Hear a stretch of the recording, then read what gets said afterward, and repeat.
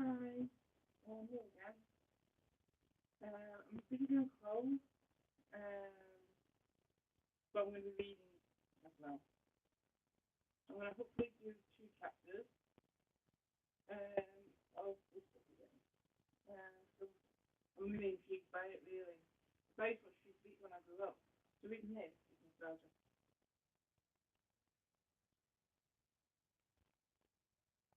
Oh, Kira's just doing a leave, but she's read it too. So yeah, we are this is good nostalgia. I'm not going to say what happens before now. I'm just going to delve in. So here's the kind of catch up. Chapter 4. It was Sean Jeffrey's birthday yesterday, and he asked Mum if she'd celebrate with him that evening. Mum doesn't usually go out on school night. We will have tea at Maria's and have some fish and a bit of broccoli. Worse luck, the look of this, the McDonald's meal was a one-off. They get the play of Alice, and then when Maria gets home, Mum and I go home too. We boogie up at either end of the sofa and have a little chat or watch television. And then I go to bed and Mum reads to me. I can read, obviously, because it's lovely to share a story. Mum says she's catching up because no one ever read to her when she was young. So Ken fostered her. Then I go to sleep. Once Mum nodded off mid sentence as well, and didn't wake up until the middle of the night. She doesn't go out on school nights because it would mean I'd have to stay with Cam. There would be a huge rush in the morning because Mum I'd be able to pick up Ava and Alice. I would all be late to school. But Mum was a thing, had a thing about birthdays. They're very special to her. When she was at the dumping ground, she hated having the same birthday as Pete because she had to share the cake. Mum didn't like sharing the cake and the candles on her birthday wish. The wish was the most important part. She told me she didn't. She always wished her mum would come back, but she didn't. My granny Carly was okay with me, which she wasn't a very good mum. Sometimes she gave Mum heaps, sometimes nothing at all. Mostly she still doesn't turn up when she's supposed to. Mum always makes my birthdays extra special. Last year she took me out for a meal in a posh Italian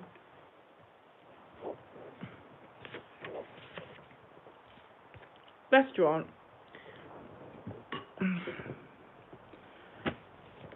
And they made me a special ice cream cake with sparklers, and everyone sang happy birthday.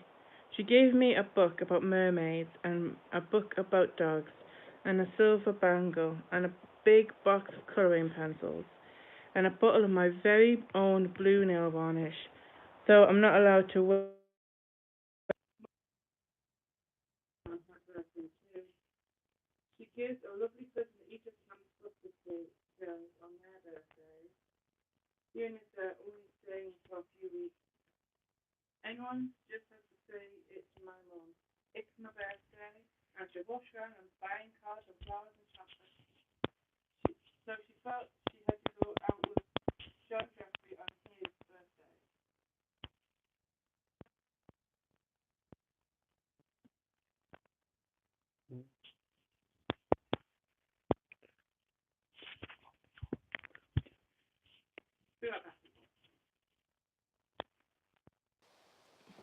Sorry about that, people. Better. So she felt she had to go out with Sean Joffrey on his birthday. But Thursdays are and school night, I reminded her. Yes, I know. I asked if we could go out on Friday or Saturday instead. But Friday is his special social night at the gym. And on Saturday, a whole crowd of his football mates are taking him for a last night out, said Mum.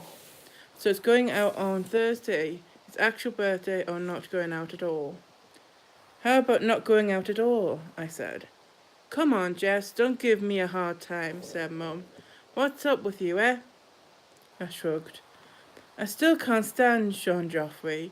For a start, I don't like the way he looks. He's so big. When he takes Mum out, he wears very bright suits in daft colours like pale blue and orange. Mum says they're bespoke, which means they're very expensive because someone makes them specially for him. I don't think they're very good at their job because his suits always look way too tight. The jacket hardly buttons up and his legs look silly. He wears very flash jewellery too, a big watch and chunky rings and a gold bracelet with his name engraved on it. It makes him look like a little kid at nursery school with a name badge because he can't talk properly yet. He doesn't talk very clearly actually. He mumbles. Mum tells me to speak up when I mumble. Sean Joffrey's always okay with me. He tries to be nice. He tries much harder with me than my dad, but does it all wrong. He cocks his head and winks it and says, "Hey kid," out the side of his mouth like he's a gangster or something. He fishes out his smartphone, the very latest model, naturally, and asks if I'd like to play around on it, as if it's a big treat. Well, it is, but after a few weeks, I give it back, pretending I'm not interested. Then he crumples up some paper and starts playing keepy uppy. He can do it for ages. He counts just to show you how good at it he is. He's always fidgeting around. Sometimes he does shadow boxing, demonstrating how to punch someone. I suppose it might come in useful the next time Tyrone knocks me flying. Still, he keeps out of my way recently. If Mum puts on some music, Sean Joffrey will play invisible instruments. If it's piano music, he'll waggle his fingers. If it's rock music, he'll play air guitar, pulling silly faces.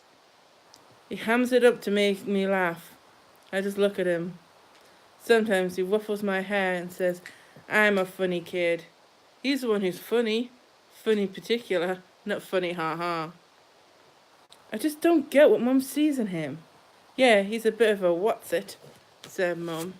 She always says what's it when she means a rude word. She's very careful not to swear in front of me, but deep down he's okay. Quite sweet, actually, when you really get to know him. Maybe. I wouldn't think that if I'd only just met him. That was Kieran. But we go way back.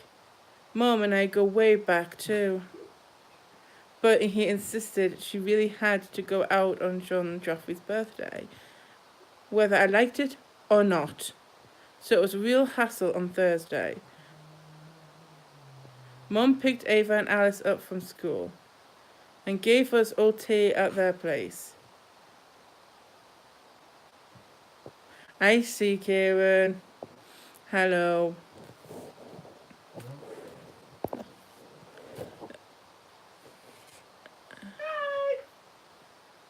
Oh, hi, Chloe.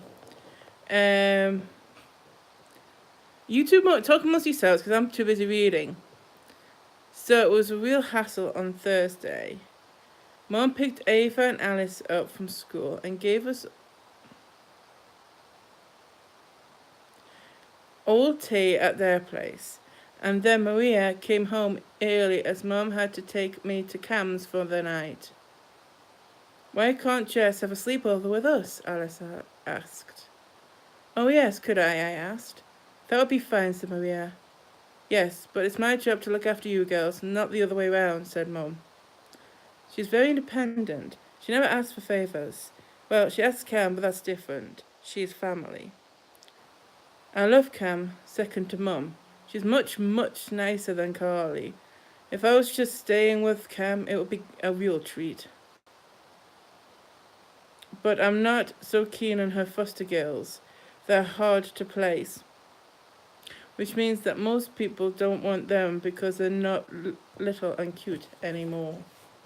Anyway, nowadays, they try not to put kids in the children's homes at the dumping ground.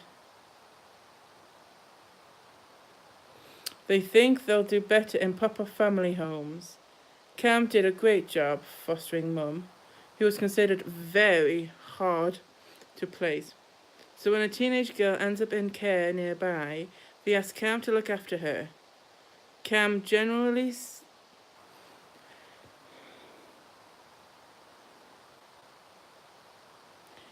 says yes, even when her house is completely full up. She always has 2 girls in the loft extension. It always feels a bit weird because that's where Mum and I used to live. We had our own little living room and shared the bedroom. And we even had our own bathroom. Though it wasn't big enough for a bath. And if I sat on the toilet while Mum was having a shower, I got soaking wet too. We didn't mind a bit. We thought it was funny, but Cam's girls moan and complain. On the first floor, there were 2 lovely bedrooms, but the girls sometimes fuss about them too because they're a bit too shabby. Cam herself often has to sleep downstairs on the pull-out bed in the study, where she does her writing, but she never moans or complains. What were you laughing about before? Oh, yay. What were you laughing about before? You kept saying hard. Oh, I thought so.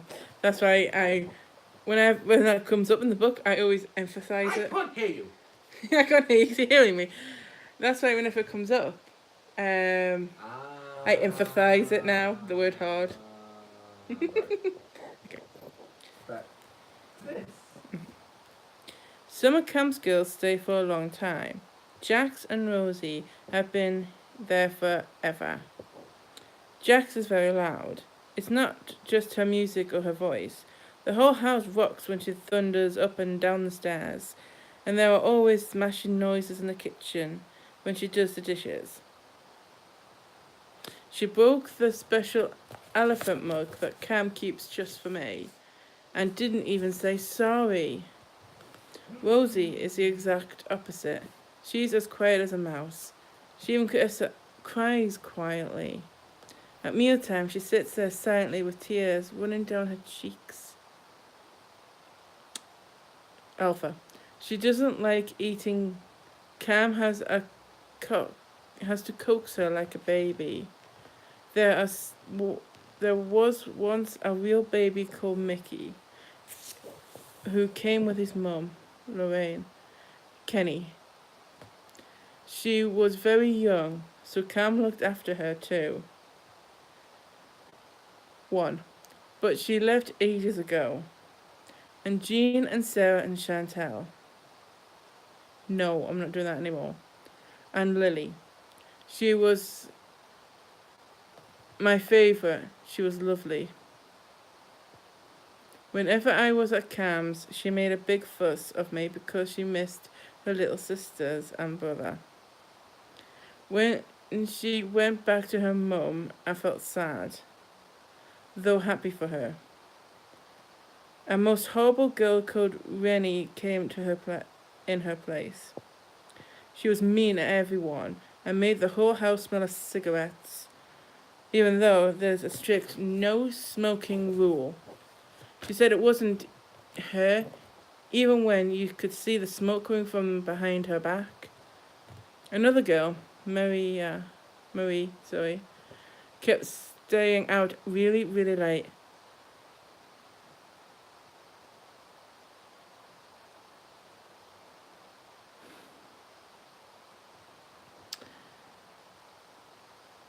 Sometimes the police brought her back and she yelled at them, and yelled at Cam too. But she said sorry the next day. For a win! For a win! I do apologise. But she said sorry the next day and begged Cam to keep her. That's the thing, no matter how bad and scary the girls seem, they all... Stay. I'm trying to... This is very difficult. No matter how bad and scary the girls seem... Yes, that was Kieran. Oh, for God's sake. If you're gonna do this, go to the bedroom. You're distracting.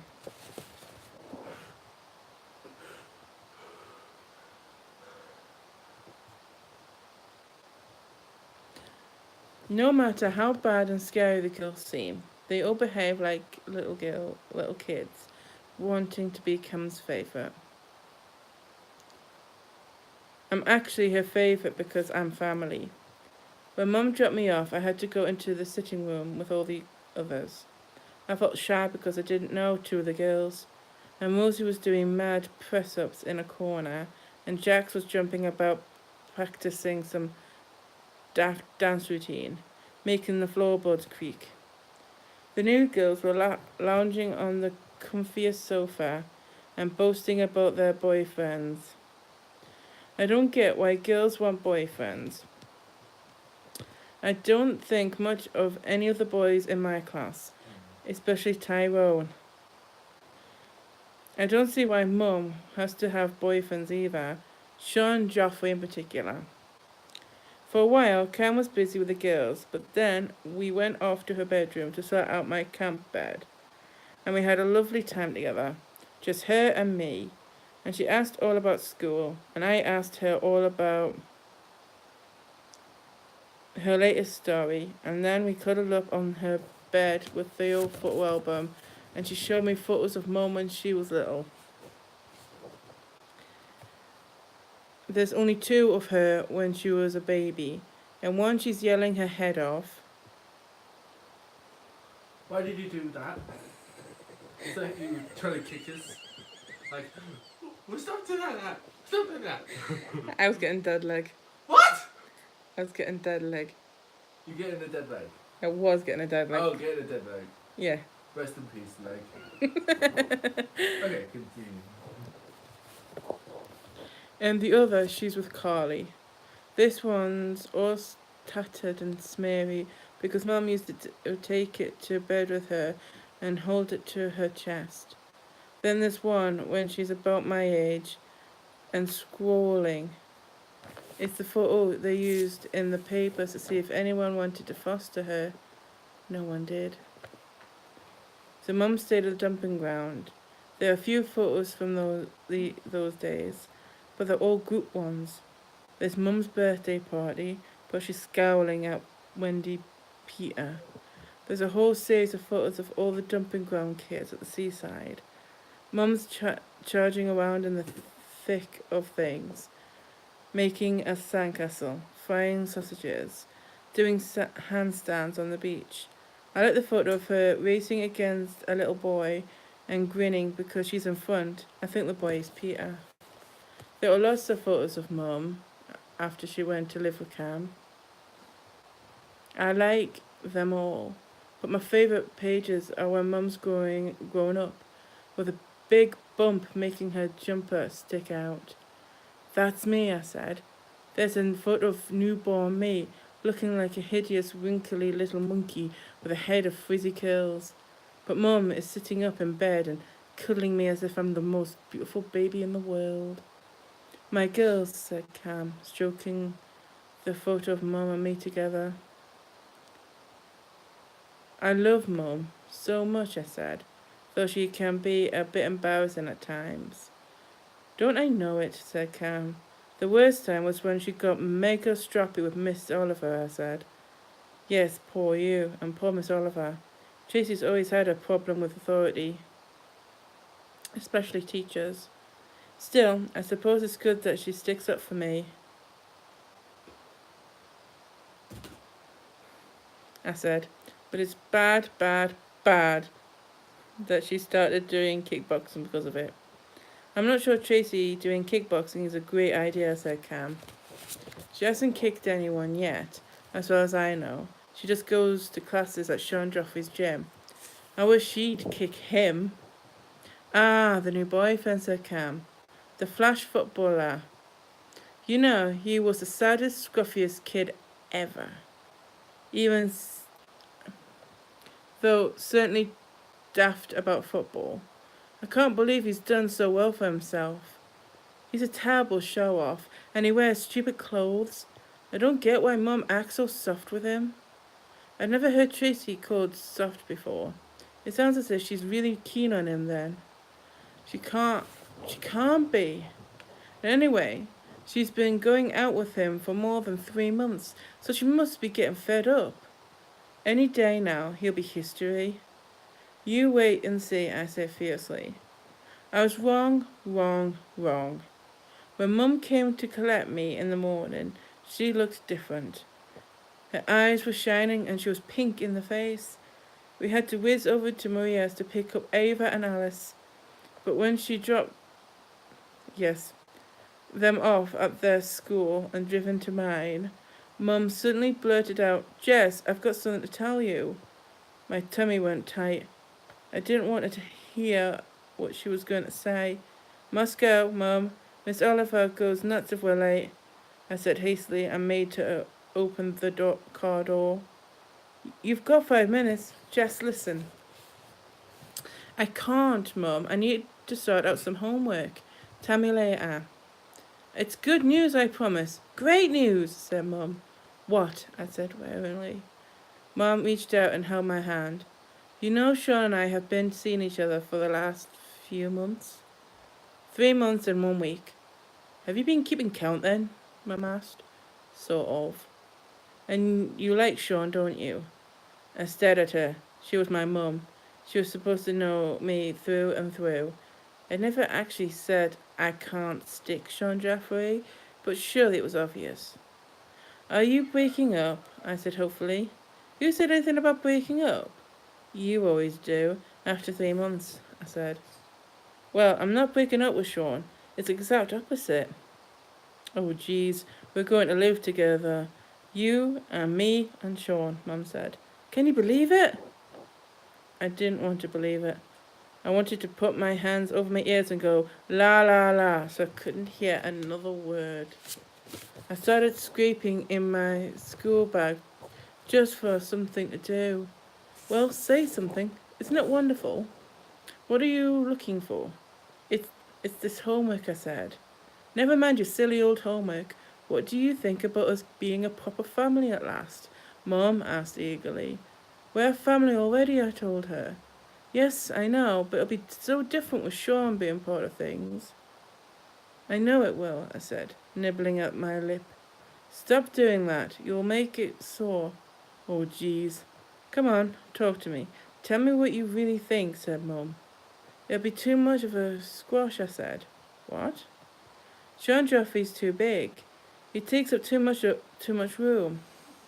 For a start, he'll need most of the sofa, so we won't be able to sit together. And there's not room for 3 at the kitchen table. And whether he has a shower, he'll splash everywhere, I said. Don't be daft, Jess. Don't you get it? He won't be coming to live with us. We'll be going to live with him. We're going to be living at Sean's, right on the other side of town. It's ever so swish, with huge leather sofas. They're big enough for all of us. And he's got a proper dining room. And his kitchen has a big fancy trestle table for when you have breakfast. And wait till you see his shower. It's so powerful, it's like being in a rainstorm. And 2 of the bedrooms are baths too.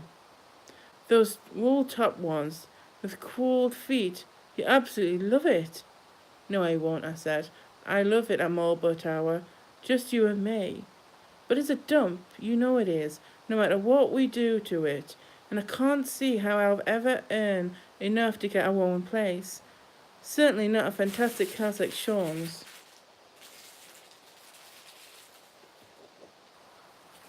He's really serious about it, Jess. He's actually asked me to marry him. You always said you wanted to be a bridesmaid. Well, now's your chance, said Mum. I couldn't swallow properly. My eyes were prickling. I felt sick. I can't stop you marrying Sean Joffrey if you're daft enough. But I'm not going to be your bridesmaid, I said. And I jumped out of the car, ran through the gate, and I raced across the playground, desperate to get away. Chapter 5.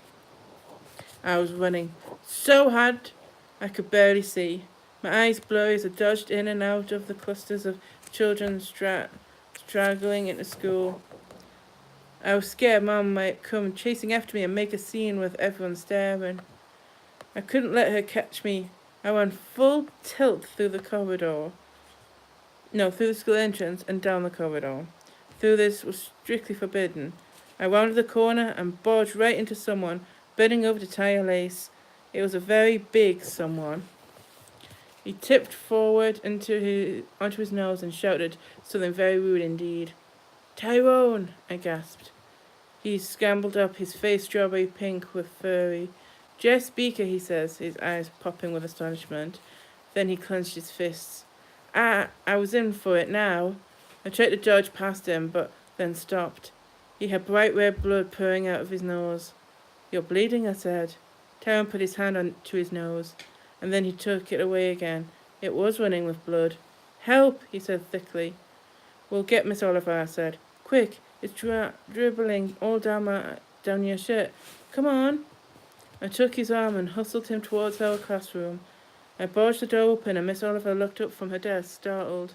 "Good heavens, what's happened?" she said, rushing towards us.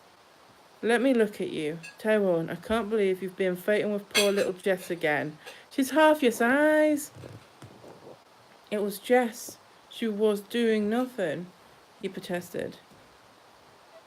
"Sorry, I was doing nothing," he protested.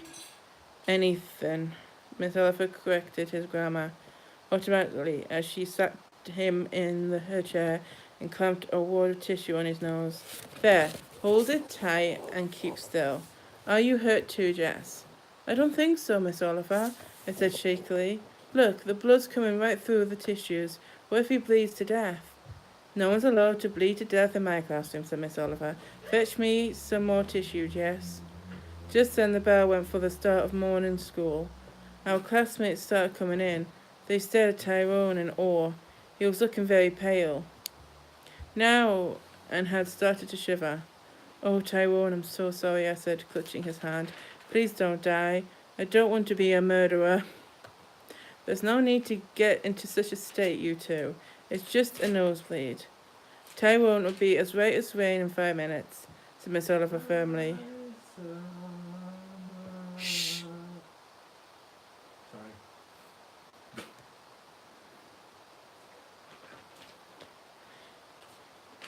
But she was looking a bit worried too. "Jess, run and get the towel hanging by the sink. Tyrone, pinch your nose really hard." "It hurts enough as it is, miss," he mumbled. "Miss Oliver," said Miss Oliver, "perhaps we'd better take you to Miss Michael's office. You come too, Jess." I'd never been sent to Miss Michael's office before. I had never done anything bad enough. Miss Michael is small and round, and she's got a young-looking page boy haircut. But don't let that fool you. She can be so scary. When someone set off the fire alarm deliberately, she had the whole school quacking. Even the teachers seemed a bit frightened of her. I once saw poor Miss Evans, who can't keep her class quiet, coming out of Miss Evans' office weeping. When Miss Oliver steered Tyrone and me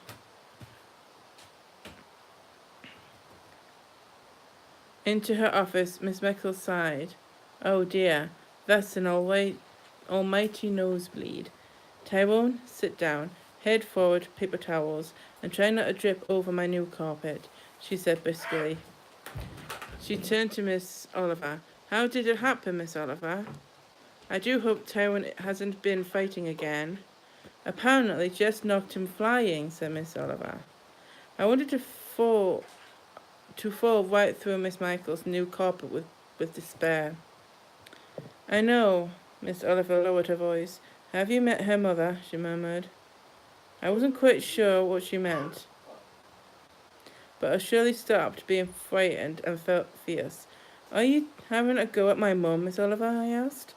"I wouldn't dream of it," said Miss Oliver hastily. "Did you mean to knock Tyrone over, Jess?" Miss Michaels looked as if she was struggling not to laugh. "Of course she didn't," Tyrone snorted. "We weren't fighting. She just came barging into me like by mistake." "Don't try to talk, Tyrone. We'll time you. If you're still bleeding after 15 minutes, we'll better call an ambulance," said Miss Michaels. "I'm not going to no hospital," Tyrone protested. I'm not going to any hospital, Miss Oliver, said Miss Oliver. Shh!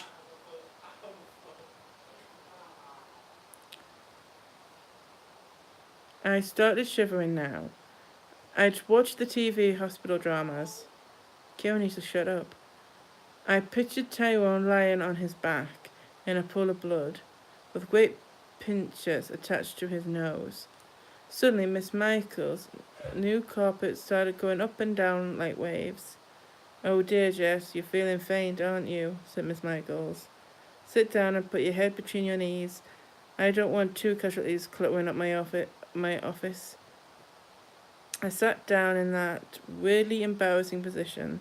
Still, it had stopped the carpet behaving like the sea. When I felt less wobbly, Miss Michaels took Tyrone and me to a side room with two narrow beds. So this your bedroom. Is this your bedroom, Miss Michaels? I asked, wondering if she actually lived at the school. Well, it certainly feels as if I'm here 24/7, she says, but I keep this room as a little sick room. You'll both better rest for a while. I'll leave the door open and keep my eye on you.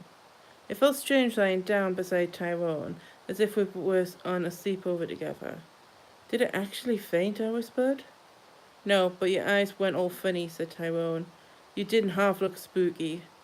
Well, you look spooky too, with all that blood, I said. Is it stopping yet? It might be a bit, Tyrone snuffled expectantly.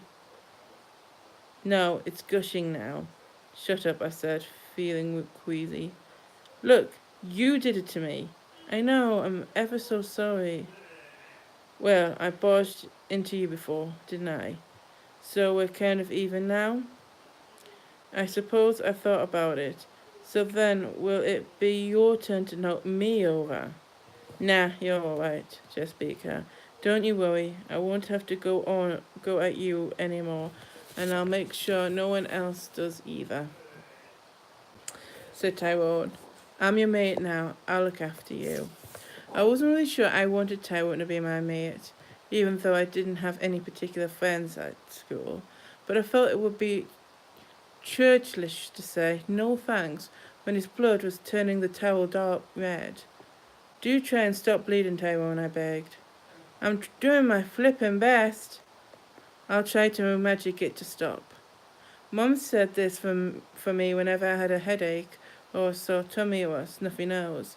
She'd stroke my forehead or my tummy or my nose and say, Here, see here, nasty bug. You're to stop upsetting my girl. I'm working my secret powers on you. You'll suffer if you linger, believe you me. Oh,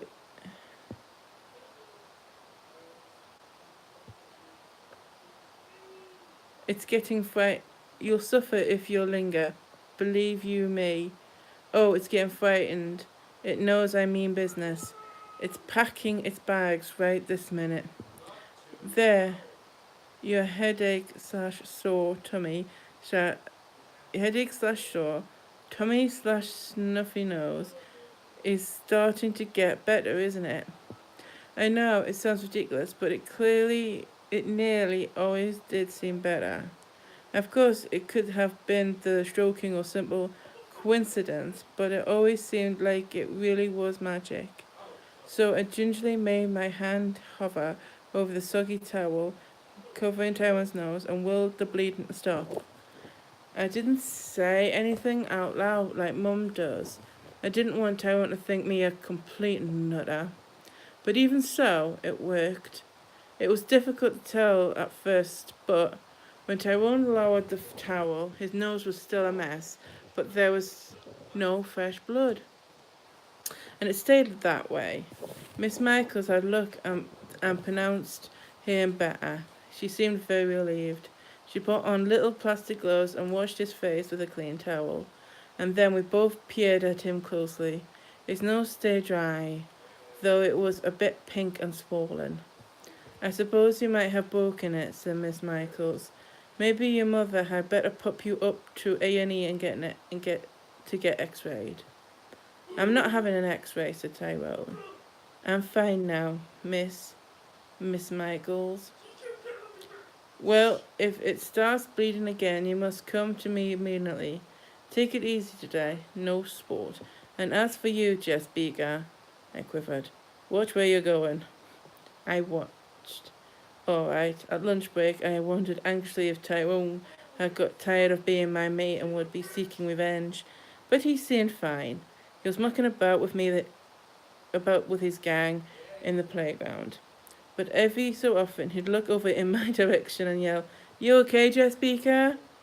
I nodded and said yes, but I wasn't really feeling okay. I've been distracted by the entire Tyrone incident, but now I kept thinking about Mom and Sean Joffrey. I couldn't concentrate at all in class. Miss Oliver asked me a question twice and had to snap her fingers at me before I heard her. When the bell went for home time, she told me to stay behind. Are you feeling all right, Jess? She asked. Do you feel faint again? I shook my head. Do you think you hurt yourself when you bumped into Tyrone? I shook my head. But you're not being yourself today, have you? What's going on in that head of yours? I wriggled uncomfortably. Tyrone's going to be fine. I was just a nosebleed. Nothing to worry about. You're not in any trouble, Miss Oliver said. I wasn't worrying about Tyrone anymore. I was worrying about Mum.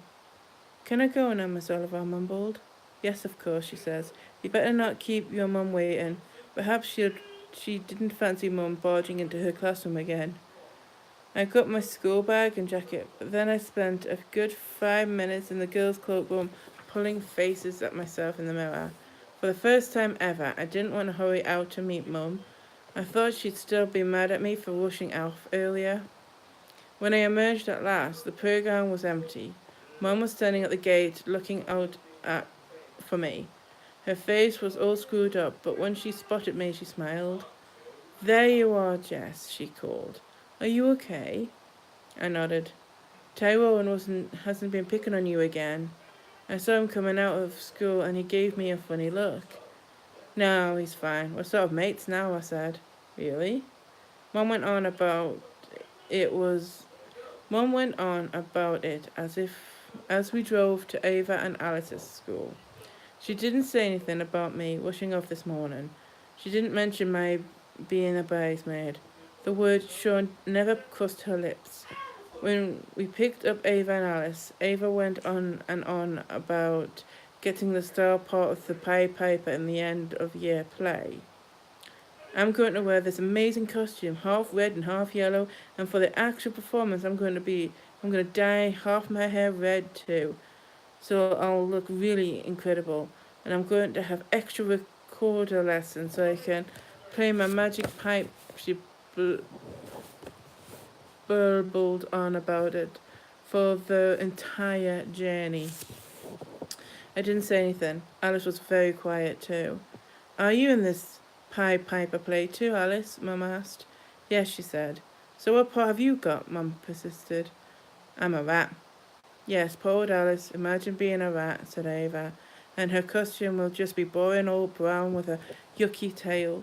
I'm so glad I'm not a rat. I'll have loved to be a rat when I was Alice's age, said Mum.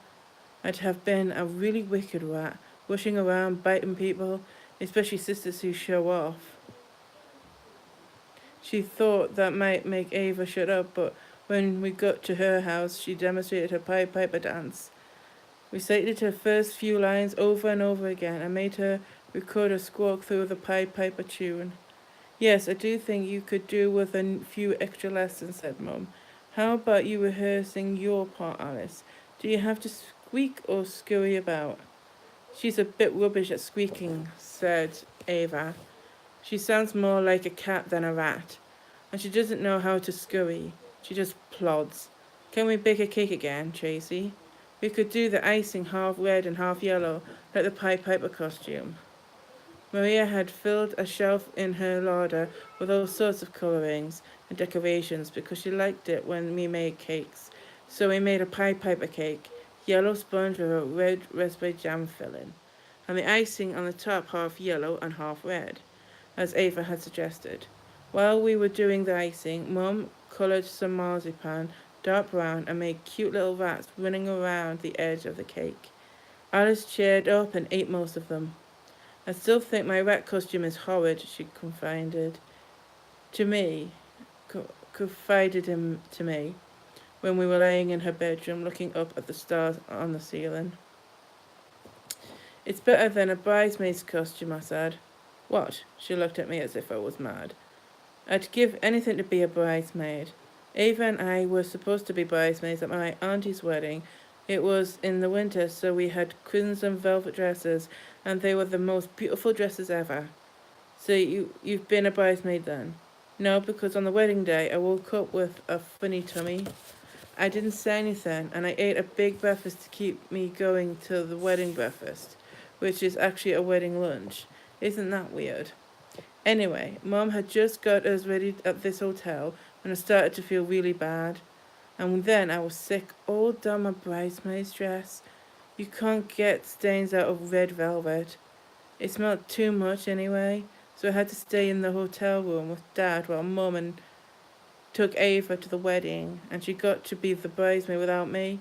Everyone said she looked beautiful. She had lots of fancy ice cream and banoffee pie. She had lots of fancy, and wedding cake. And at the reception too. I sighed. Then she remembered what had started her reminiscing. So why on earth don't you like bridesmaids' costumes? My mum wants me to wear one at her wedding, I says, in such a tiny voice that Alice had to strain to hear me. Your mum's getting married, she said, puzzled. What you mean to your dad? No, she doesn't like him much anymore. She's marrying this horrible man who owns a gym, Sean Joffrey. My mum goes to a gym, said Alice. She wants a flat tummy. It looks flat enough to me. Alice, I just said my mum's getting married. You might be a bit sympathetic, I said. Don't you like your new dad then? He won't be my dad, I said fiercely. All right, don't get so cross, said Alice. I'll have thought you'd like someone to give you piggybacks and presents and take you to the pantomime like my dad does.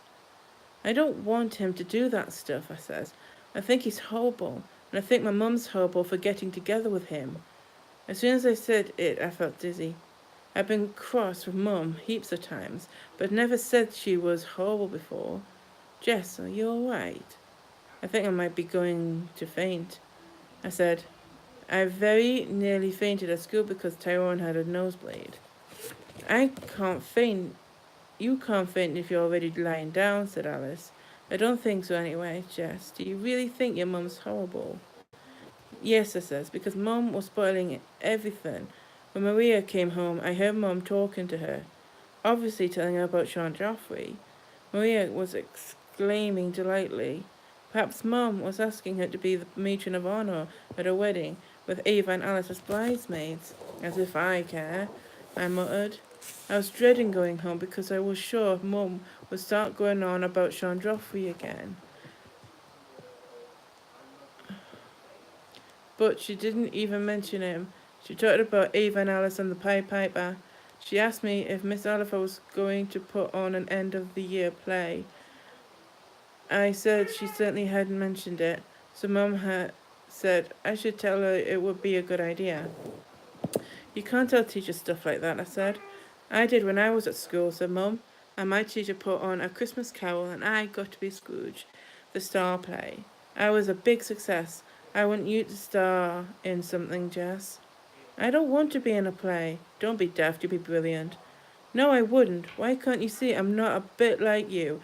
I'm like me, I said fiercely. I stormed off to my room. I didn't want to cozy up on the sofa with Mum. I wanted being by myself.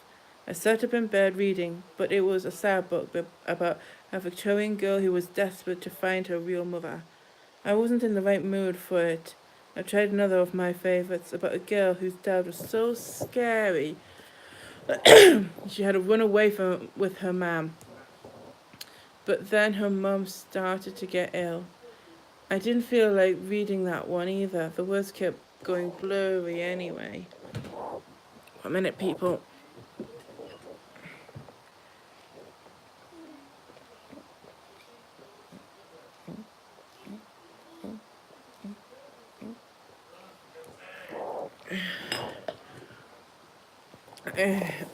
Pardon me. I laid down in the dark and clutched my toy dog, Wolfer. It wasn't very comforting. I whistled for Wolfie and Faithful and Pom Pom and Snapchat, and they jumped up on the bed beside me, but they wouldn't settle down. They had their ears pricked, listening for Mum. I heard her getting ready for bed. She paused outside my bedroom door. "Can I come in, Jess?" she called. I stayed quiet. "Are you asleep?" I pressed my lips together. Mum waited. I waited too. "Night night," she said. "Love you."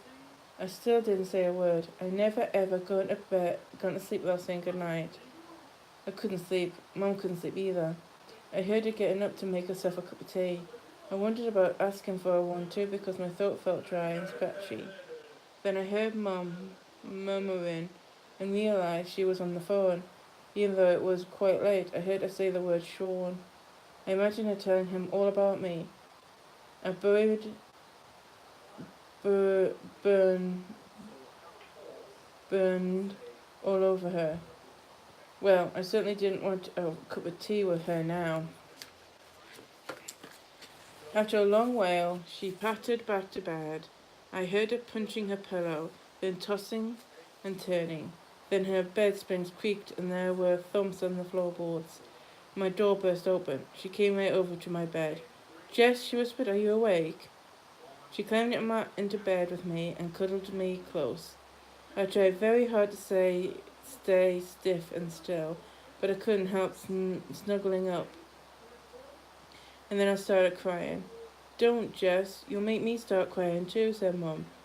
"You never ever cry." "I feel like it now," she says. "I'm very unhappy." "Well, it's your own fault. I know, it's all gone wrong. I thought you'd be thrilled about Sean and me and living in a proper home and not having to worry about money anymore." Cam said I was daft blurting it out like that, and it was no wonder you were in a huff, Mum wailed. "Cam? I phoned her about an hour ago because I was so worried," said Mum. "I forgot it was so late. I woke her up. She was a bit irritated at first, but she says I was thoughtless. Do you think I am, Jess?" "Yes," I says, "because I'm still cross with her." "Do you really hate Sean?" "I don't hate him, but I don't like him that much, and I can't understand why you do. You didn't at first. The first time you met him, you said he looked like an idiot," I said. "I didn't. Well, I suppose I might have done, but I changed my mind." "You do that too. You thought Tyrone was a total muppet." "Pardon me. And now you say you're a mate," said Mum. "Yes, I'm not going to marry him and muck everything up." "Look, Jess, nothing's going to be mucked up. I promise. I'll be better. We'll be just like a normal family," said Mum. "It's what I've always wanted for you." "No, it's what you've always wanted for you," I said. "It's not what I want." "So what do you want?" Mum asked. She sat up and switched on my unicorn lamp. She looked at me seriously and blinked back at her in the sudden bright light. You surely don't want me to break it off with Sean?" "Yes, yes, yes, yes, yes, yes, yes, yes, yes, yes, yes." But somehow I couldn't say it out loud. And that's where we're going to leave it because my clothes are nearly done. I've got about 10 minutes till my clothes are done.